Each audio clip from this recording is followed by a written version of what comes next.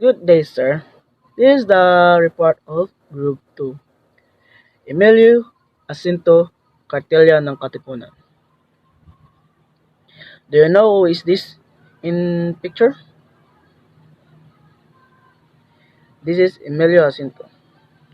He was born in Trozo on December 15, 1875, and was the only son of a man named Mariano Jacinto and a woman named Josefa Dizon. Panak siya sa Trozo sa December 15, 1875. Siya ra ang usa ka anak sa ilang pamilya nga yang pangalan si papa kay si Mariano Jacinto o yang pangalan si yang mama kay si Josefa Dizon. He is a popularly known in the Philippine history textbooks as the brain of Katipunan, while some content he should be rightfully recognized as the brain of revolution. So, napo siya sa Philippine history textbooks. Then, tawag ni siya otak na Katipunan or brain of the revolution kay bright kayo siya. So, sa Katipunan nila. He could fluently speak both Spanish and Tagalog language of the Philippine people. However, the preferred to speak in the Spanish a majority of time. So, sa una man ko kay conquered man ta sa Spanish. So, duwa atong ma-speak Spanish or Tagalog. Then, sa nakuha naman na culture na pod ang sa Pilipino. So, ang Spanish speak or ang lang istoryahan. So, ilang majority ang Spanish kay na-conquered pa sila sa Spanish. Emilio Jacinto was na 19 years old law student at the University of Santo Tomas when he joined the Katipunan in 1894. Si Emilio Jacinto kay nagskwela sa Santo Tomas og ni-appeal po siya sa Katipunan in 1894 sa edad na 19 years old, no? Then Emilio Jacinto became a close friend and advice of Andres Bonifacio. He wrote the Kartilya ng Katipunan, which became not only primer for members but an ideology embodying moral and nationalistic principles. So silang Emilio Jacinto og si Andres Bonifacio kauban dyan na silang duha. Then amigo, close friend kayo. Then nagsulat sila sa Kartilya para makuha nilang members or kuan only the members daw. Then but langgi mo ideology og embodying moral at nationalistic principles. So that's all. So what is a katipunan? Kataas-taas ang kagalang-galangang katipunan ng mga anak ng bayan or more commonly known as Katipunan was the revolutionary society founded by anti-Spanish Filipino at Tondo, Manila in July 7, 1892. So the first move towards independence began on July 7, 1892, wherein they organized an underground movement against Spain, which is kani nga Katipunan. So, a Katipunan is a revolutionary society that empowered independence and freedom for the Philippines as well as aiming to overthrow or tapuson ang Spanish rule in 1892. Andres Bonifacio, a Filipino revolutionary leader, is often called the father of the Philippine Revolution.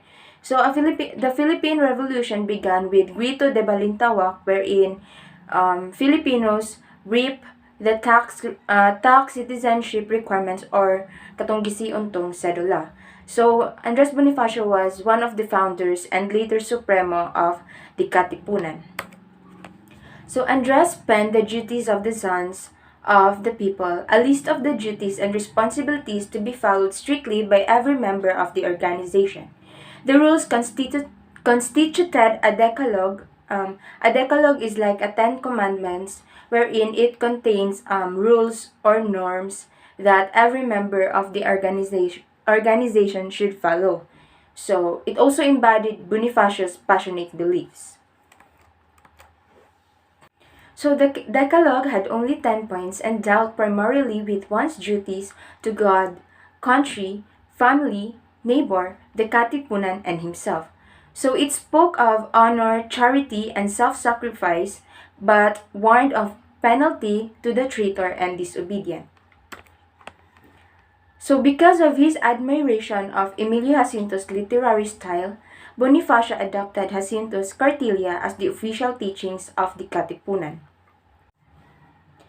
So Bonifacio chose Jacinto's Kartilya ng Katipunan as propaganda work to achieve unity of the Filipinos and formulated it in 1896. Kartilya ng Katipunan of Emilio Jacinto, nag-prove ni siya na we can achieve freedom if we all unite and if we all know how to do good things. This is the path or avenue to our life, or to live our life to the fullest through good values.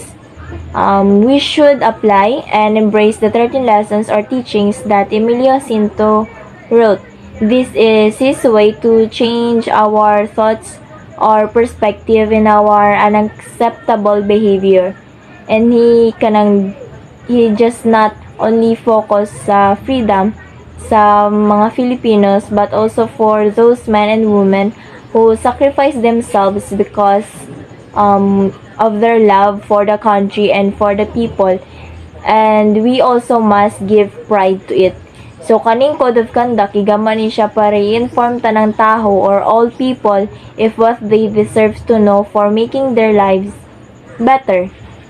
Through this Kartilya ng Katipunan, it makes Filipino unite to fight for what they own. Kaning Kartilya ng Katipunan became a promise to every Katipuneros that shows their determination in being part of the people who wanted a change. Kartilya ng Katipunan, written on 1892 by Emilio Jacinto. It was made mainly for Katipuneros. Upon joining to be one of the Katipuneros, members are required to read the Kartilya and cling to its code of conduct. Ang sabot ako ani is igama ang Kartilya para sa mga Katipuneros. Silbi kaning Kartilya mo na ilang code of conduct. May ng conduct ang mga ideology, mga rules, mga principle, muna akong sabot ani. Kartilya reflects a vision, bright sun of freedom in the island, spreading its light upon brothers and race united. Ang sabot ako nilang vision is kung magiusa tanang race, mga brothers, magiusa kita mga Pilipino, makuha ko nato ang freedom. Next.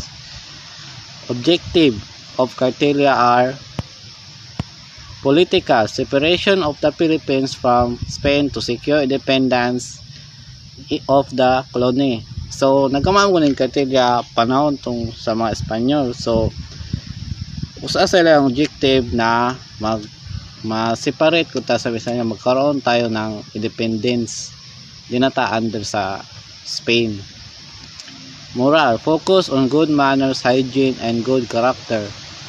So, usa po sa objective ng Kartilya is magkaroon tayo ng maayong pamatasan ba?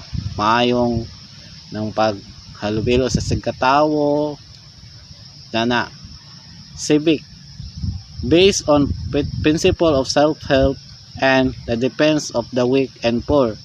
So, usa po objective na po sa Kartilya is makabaluta mo depend sa mga weak o mga poor, may na ng mga pobre o mga dili kayang protektahan na kagalingan, o makabalo po ta na mutabang bisag dili ta sultian.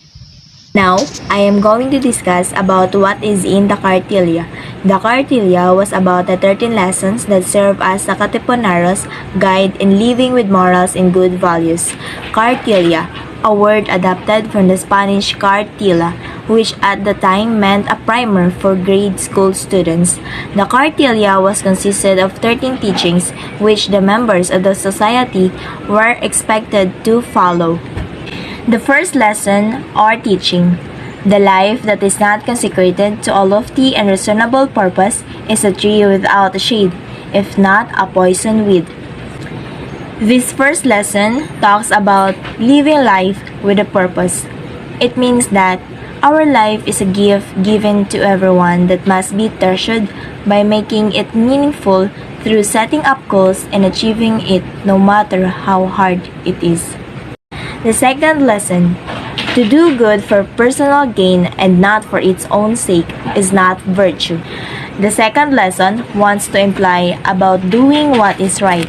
It means that everyone bear in mind that doing good must be accompanied with humbleness, not for fame or for your own sake. The third lesson, our teaching. It is rational to be charitable and love one's fellow creature and to adjust one's conduct, acts, and words to what is in itself reasonable. Third lesson wants to address about the true meaning of kindness. It means that having an open hand to give help without expecting in return is one of the best examples to show an act of kindness. So the fourth teaching is, whether our skin be black or white, we are all born equal. Superiority in knowledge, wealth, and beauty are to be understood, but not superiority by nature. So this teaching is about equality among people. So every Katipuneros are treated equally no matter what skin color, what status they have. Um, also, pwede nimo mahigitan ang usa ka tawo sa iyahang knowledge, sa wealth and beauty, pero never sa iyahang pagkatawo. So the fifth teaching is, the honorable man prefers honor to personal gain, the scoundrel gain to honor. So this means that every Katipunero knows how to value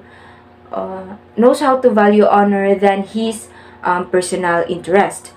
So while the scoundrel or a person who has no moral principle or dishonorable man must give value niya ang iyahang personal interest rather than valuing the honor. So the sixth teaching is, to the honorable man, his word is sacred. So meaning, a true Katipunero knows how to stand his own word or promises. He knows how to put into action ang iyahang mga words nga gi-promise, and he is a man of his own word. Meaning, since honorable man siya or respetado siya, iyahapong words is sacred or holy or respetado. Girespetar pod ang iyahang mga words. 7. Do not waste thy time. Wealth can be recovered but not time lost. Kung sabot ako ani is, ang wealth ma-recover wala nimo kung manarbaho ka o nakaibaligya, so mabalik ra nimo yung wealth. Pero ang kwarta di na mabalik. For example, sira ka diya og chill wala kay gibuhat bisag na igalamon, so ang oras nasayang. So ang resulta, either di mo mahuman ang trabaho ron or madlawa or magadali-dali ka. 8. Defend the oppressed and fight the oppressor before the law or in the field. So ang sabot ako ni is, ang sukol mo sa mga nangaapi o idepend niyo ang naapi, either in law meaning sa court or in field meaning anang namoy nakita mismo sa inyong palibot na inaapi yung tabangan. 9. The prudent man is sparing in words and faithful in keeping secret. So sabot ako ani is, ang matalinong tao kabulogo na mo ng tagog sekreto, di na siya mo basta-basta mo tugan. So dapat good kung namoy nice sekreto itugan ninyo, ayaw nyo basta-basta itugan sa lain. Ano sabotan? 10. On the turning path of life, man is the guide of a woman and the children, and if the guide leads to the precipice, those whom he guides will also go there. So it means Katipunero must lead his family to the right path. If the leader is consumed by the evil, so does his followers.